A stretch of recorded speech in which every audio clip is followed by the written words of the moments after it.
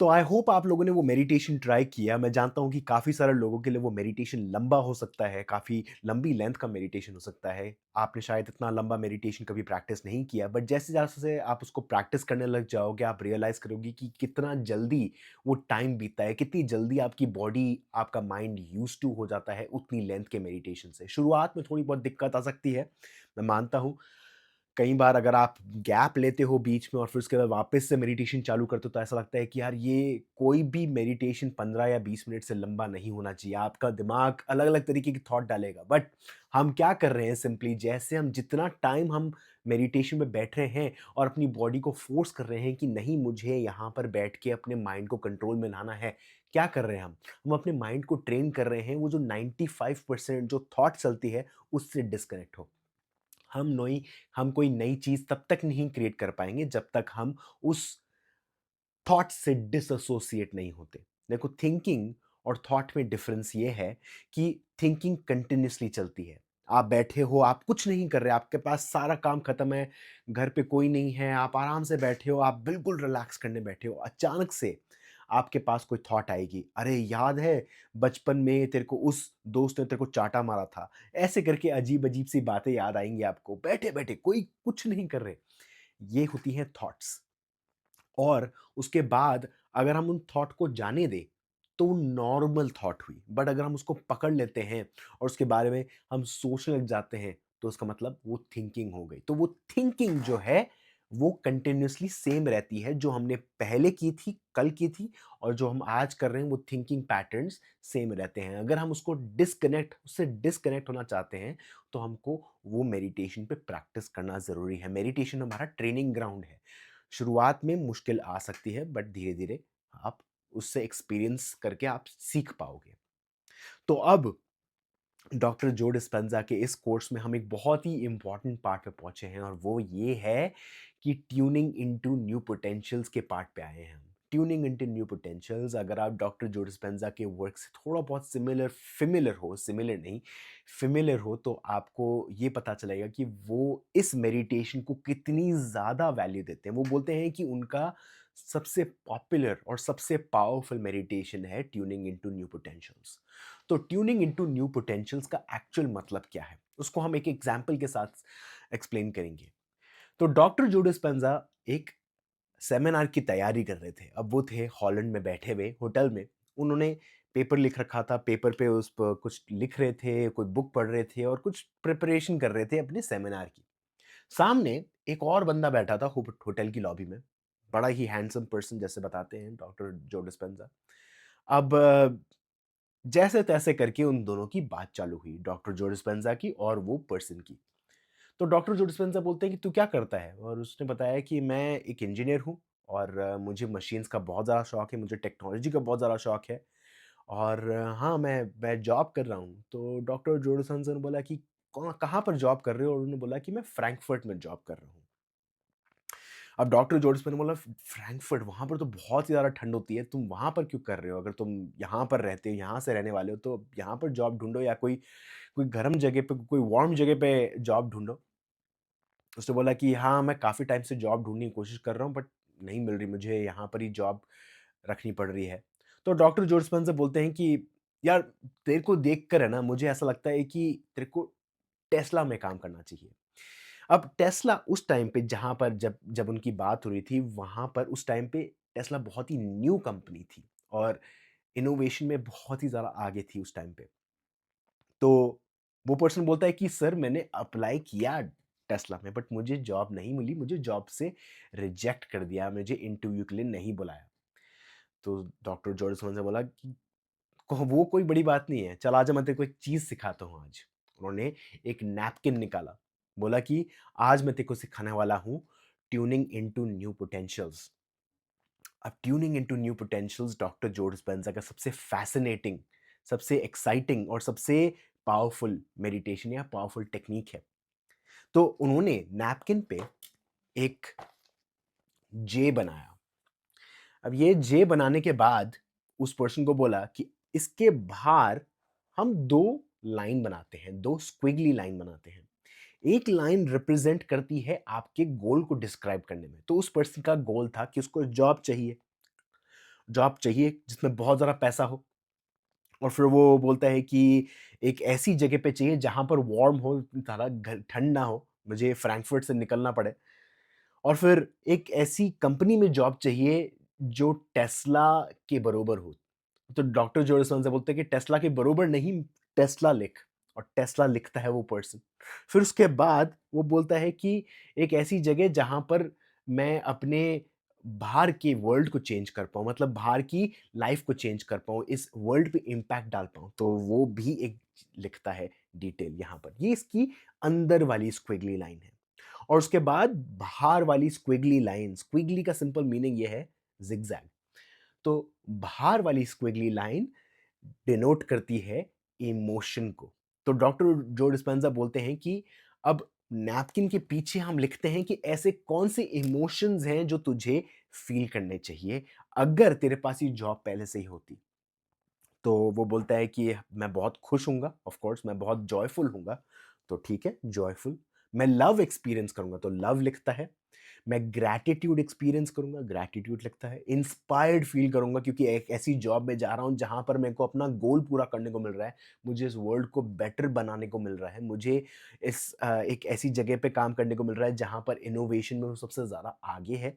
और फिर उसके बाद मैं बहुत ज़्यादा पीसफुल महसूस कर रहा हूँ जहाँ पर क्योंकि मुझे एक ऐसी जॉब है मेरे पास, जॉब सिक्योरिटी है जहाँ पर मुझे टेंशन लेने की ज़रूरत नहीं है। तो वो पीसफुल महसूस कर रहा है।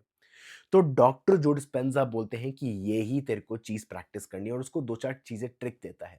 फिर उसके बाद उसको बोलता है कि मेरे सेमिनार पे आ कल और तेरे को मैं सिखाता हूँ ये कि कैसे करते हैं। उधर वहाँ पर उनको वो मेडिटेशन सिखाता है, उनको डिटेल में ये चीज़ें सिखाता है बट सिंपली ये फ़ॉर्मूला उनको सिखाता है। फिर उसके बाद वो पर्सन बिल्कुल गायब हो जाता है।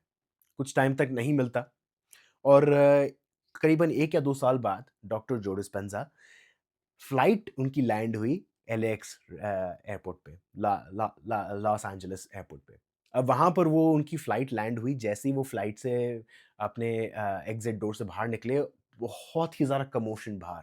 एयरपोर्ट के बाहर लोग इधर भाग रहे हैं, उधर भाग रहे हैं और पूरा एयरपोर्ट हाई सिक्योरिटी पे क्योंकि जैसे ही वो लैंड हुई फ्लाइट आस-पास, एयरपोर्ट के आस-पास बॉम्ब ब्लास्ट हुआ है किधर, कोई टेररिस्ट अटैक हुआ था। तो उसके कारण बहुत ही ज़्यादा भीड़ हो रही थी, बहुत ही ज़्यादा सिक्योरिटी की प्रॉब्लम चल रही थी। तो डॉक्टर जो डिस्पेंज़ा ने अपने असिस्टेंट को फ़ोन किया, बोला कि मैं यहाँ से निकल रहा हूँ, सामने वाले एयरपोर्ट होटल पे जाके रुक रहा हूँ। अब वो एयरपोर्ट के अंदर वापस गए क्योंकि एयरपोर्ट का जो कनेक्शन है उस होटल से कनेक्ट होता है, तो वो अंदर जा रहे थे और जैसे ही वो अंदर जा रहे थे, सीढ़ियाँ ऊपर चढ़ के, एक पर्सन सीधा नीचे उतर के आ रहा था और वो कौन-सा पर्सन था? वही सेम हॉलैंड वाला पर्सन जिसको जॉब चाहिए थी, जिसको डॉक्टर जो डिस्पेंज़ा ने ट्रेनिंग दी। तो डॉक्टर जो डिस्पेंज़ा को तुरंत याद आया, बोला कि अरे तू! और डॉक्टर जो उस पर्सन ने बोला कि सर आप वापस यहाँ पर बट मैं बहुत खुश हूँ आपको देख के। बट डॉक्टर जो डिस्पेंज़ा थोड़ा बहुत कन्फ्यूज़िंग हुए कि तू यहाँ पर क्या कर रहा है? मैंने तेरे को यूरोप में देखा था, फ्रैंकफर्ट में देखा था या हॉलैंड में देखा था, यहाँ पर क्यों क्या कर रहा है तू? उन्होंने बोला कि सर मैं यहाँ पर जॉब कर रहा हूँ लॉस एंजेलिस में, तो यहाँ पर मेरी जॉब है टेस्ला में। आपने जो फ़ॉर्मूला बताया वो काम बिल्कुल किया। अब डॉक्टर जो डिस्पेंज़ा के कान खड़े हो गए, बोला कि मुझे सब चीज़ें बता, सारी डिटेल बता, मेरे साथ चल और मुझे सब कुछ बता। तो वो बोलते हैं कि जैसे ही मैंने आपका सेमिनार अटेंड किया और सारे मेडिटेशन फ़ॉलो किए, उसके बाद तुरंत मैं वो मेडिटेशन प्रैक्टिस करता रहा, करता रहा, करता रहा। बट क्या हुआ उसके बाद? कुछ नहीं, कुछ कुछ भी नहीं हुआ, कोई भी रिज़ल्ट नहीं आया। और बट कुछ टाइम तक मैं उसको प्रैक्टिस करता रहा और उसके बाद डॉक्टर जो डिस्पेंज़ा बोलते हैं कि उसके बाद उस पर्सन ने मुझे एक ऐसी चीज़ बोली, जो मैं बार-बार सुनता हुआ आता हूँ और वो एक ऐसी चीज़ है, वो बोलते हैं कि सर आप विश्वास नहीं करोगे मेरे पास क्या हुआ। अब उन उस पर्सन के साथ इंसिडेंट ये हुआ कि वो अमेरिका आया हुआ था, ट्रैवल कर रहा था और उसको होटल लॉबी में वो एक एलिवेटर में घुसा, एक लिफ्ट में घुसा और लिफ्ट में घुसते ही कौन था वहाँ पर? उधर इलॉन मस्क था जो टेस्ला का मेन डायरेक्टर और सीईओ वहाँ पर था और उनके साथ उसकी बात हुई। जैसे ही वो लिफ्ट ऊपर तक पहुँची, दोनों के बीच में बात डिसाइड हुई, उसने अपना एलिवेटर आइडिया उसको दिया और क्या हुआ, उस एलन मस्क ने उस पर्सन को उसकी जॉब पे हायर कर दिया, उसकी कंपनी में हायर कर लिया। अब वो टेस्ला में इस टाइम पे एक चीफ इंजीनियर है। ऐसे उसकी तकदीर चेंज हुई जस्ट बिकॉज़ उसने इस फ़ॉर्मूला को फ़ॉलो किया, ये tuning into new potentials formula को। तो बट डॉक्टर जो डिस्पेंजा एक बहुत ही अमेजिंग चीज़ यहाँ पर हम हमको एक की मैसेज देते हैं, और वो ये है कि शुरुआत में जब आप ये मेडिटेशन प्रैक्टिस करते हो, तो कोई भी चीज़ काम नहीं करती, काफ़ी टाइम लग जाता है उन चीज़ों को सक्सेस उसको ट्रांसफॉर्म होने में। अब आप मैं थोड़ा बहुत ऑफ टॉपिक जा रहा हूँ डॉक्टर जो डिस्पेंजा के लेक्चर से, बट हम ये चीज़ कहीं न कहीं हर एक चीज़ में देखते हैं। अगर आप देखो अपनी फाइनेंसेस में आप पैसा जोड़ने लग जाओ। अगर आप रोज़ या हर महीने कुछ छोटी अमाउंट जोड़ते हो एक बैंक अकाउंट में, अचानक से एक ऐसा मंथ आता है, एक ऐसा डे आता है जहाँ पर वो अमाउंट ऑटोमैटिकली चेंज हो जाती है। अब ऑफ कोर्स उसको हम बोलते हैं कंपाउंड इंटरेस्ट, बट मेरे को लगता है कि इसमें यूनिवर्सल पावर भी है। जब भी कभी हम वो पैसा जोड़ते हैं, अचानक से पैसा अलग-अलग जगह से आने लग जाता है। अब वो एक गेम बन जाता है, हमने मनी को सेव करना एक गेम बना लिया। या फिर आप देख सकते हो ये कंपाउंड इंटरेस्ट अलग-अलग चीज़ों में काम करता है। जब आपको पैसे देने पड़ते हैं, वो इंटरेस्ट देना पड़ता है, वो इंटरेस्ट ऑटोमैटिकली बढ़ जाता है जब वो कंपाउंड होता है। या फिर छोटी-छोटी हैबिट्स से, अगर आप अपना स्किन रूटीन डेली करते हो, अगर आप अपना जिम जाते हो डेली, अगर आप हेल्दी खाते हो रोज़, 1 दिन में कुछ नहीं होता, 2 दिन में कुछ नहीं होता, 20 दिन में कुछ नहीं होता, शायद 1 साल में कुछ नहीं होता। फिर उसके बाद दूसरे, तीसरे साल में जाके एक ऐसा चेंज आता है जहाँ पर आपको विश्वास नहीं होता कि ऐसे कैसे हो सकता है। तो वही सेम चीज़ यहाँ पर है। ये कोई अलग फ़ॉर्मूला नहीं है, वही सेम चीज़ है, हमको वही फ़ॉर्मूला फ़ॉलो करना है कंसिस्टेंसी का। डॉक्टर जो डिस्पेंज़ा बोलते हैं कि कुछ टाइम तक आपको चेंज नहीं दिखेंगे, कुछ टाइम तक आपको कुछ नहीं होगा, बट अचानक से एक ऐसा टाइम आएगा जहाँ पर वो स्पार्क क्रिएट होगा और यूनिवर्सल पावर मिल जाएगी उस चीज़ को ट्रांसफ़ॉर्म करने में। तो यही फ़ॉर्मूला आपको फ़ॉलो करना है। तो आपका गोल इस सेगमेंट में, इस वीडियो में, आने वाले वीडियोज़ में मैं बात करने वाला हूँ इसके बारे में और, बट इस सेगमेंट में इन 2-4 वीडियोज़ में जिसके बारे में बात करने वाला हूँ, आपका गोल ये है कि आपको अपना ये स्क्विगली लाइन बनानी है, स्क्विगली लेटर बनाना है, और फिर जब हम मेडिटेशन करने बैठेंगे ना, हमको यही सेम जे नोटिस करना है। हम मैं आपको मेडिटेशन में गाइड करूँगा और मेडिटेशन में आपको बोलूँगा कि अब उस लेटर को इमेजिन करो, अब उस सिंबल को इमेजिन करो, आप वो देखोगे साफ, वो जे या ए फॉर अबंडेंस या पी फॉर पार्टनर या फिर एल फॉर लव या फिर एच फॉर हेल्थ, ऐसे करके आप नोटिस करोगे और वही सेम फॉर्मूला फॉलो करना है। एक स्क्विगली लाइन आप लिखोगे कि कौन सी चीज़ें हैं जो आपको चाहिए, उसके बाद दूसरी स्क्विगली लाइन आपको बताएगी कि कौन से इमोशंस आपको चाहिए ताकि आप वो चीज़ अचीव कर पाओ। तो आने वाले वीडियो में मैं आपको एक और एग्जांपल दूंगा कि ये कैसी चीज़ काम करती है। तब तक जो मेडिटेशन मैंने अपलोड किया है उसको प्रैक्टिस करते रहिए, वो प्रैक्टिस छोड़िए मत, क्योंकि जैसे आप छोड़ोगे तो ऐसा लगता है कि वो हमने पेड़ को पानी देना बंद कर दिया, और जैसे ही पेड़ को पानी देना बंद करते हैं तो क्या होता है, वो पेड़ मुरझा मुरझा जाता है और फिर वापस हमको उसको रिवाइव करना पड़ता है। तो ये प्रैक्टिस कंटिन्यू रखिए, अगले वीडियो में हम ज़रूर मिलेंगे। Thank you.